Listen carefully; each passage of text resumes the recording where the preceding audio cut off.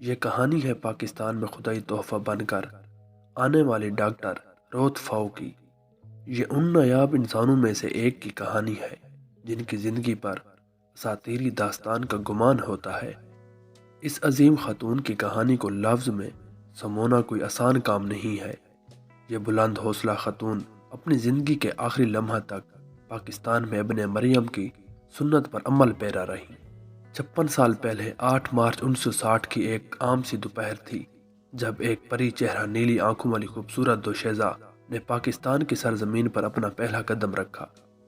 کراچی کی ناقابل برداشت گرمی اور تھکا دینے والے سفر نے اس نازک انداز حسینہ کے اوسان خطا کر دیے۔ جیسے تیسے کر کے وہ گرو مندر پر قائم گرلز ہاسٹل میں قیام کے لیے پہنچی تو سب سے پہلے اس نے ہاسٹل انتظامیہ سے اپنے کمرے کے بارے میں دریافت کیا۔ کمرہ ملتے ہی بستر پر دراز ہو گئی۔ رات کے کھانے کے بعد اس کی ملاقات سسٹر بیرنٹس سے ہوئی۔ انہوں نے اس کو وقت گزاری کے لیے ایک دستاویزی فلم دکھائی جو کراچی میں کوڑ کے مریضوں کے بارے میں تھی۔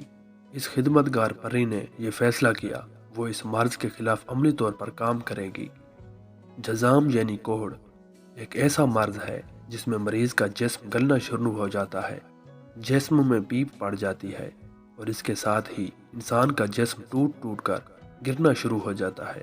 اس مرض کے بارے میں اس وقت عام طور پر یہ خیال کیا جاتا تھا کہ یہ ایک ایسا مرض ہے کہ جو ایک شخص سے دوسرے کو لگ سکتا ہے۔ اس مرض میں جسم سے شدید بو بھی آتی ہے۔ جزام کا مریض اپنے جسم کو کپڑوں سے لپیٹ کر رکھتا ہے۔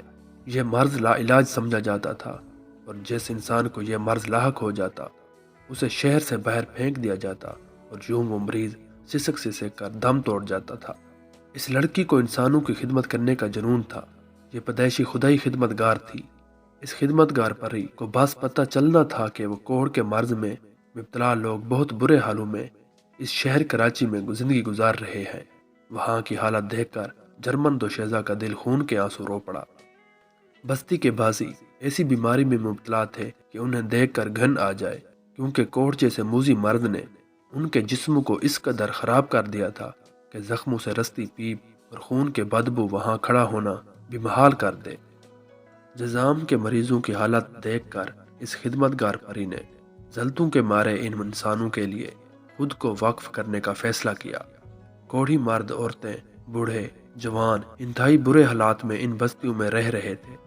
اس وقت لوگوں کو اس مرض کے بارے میں مکمل آگاہی بھی نہیں تھی اور لوگ اپنے مریضوں کو ان بستیوں میں مرنے کے لیے چھوڑ جاتے تھے۔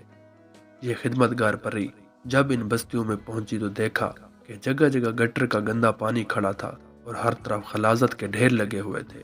ان حالات میں کوڑھی لوگ جھونپڑیوں میں بے یار و مددگار پڑے ہوئے اپنی موت کا انتظار کر رہے تھے۔ اس نے ایک جھونپڑی میں ان کوڑھیوں کو علاج شروع کیا جنہیں لا علاج سمجھا جاتا تھا۔ اس وقت اس خدمتگار پری کے جیب میں فقط 20 روپے تھے۔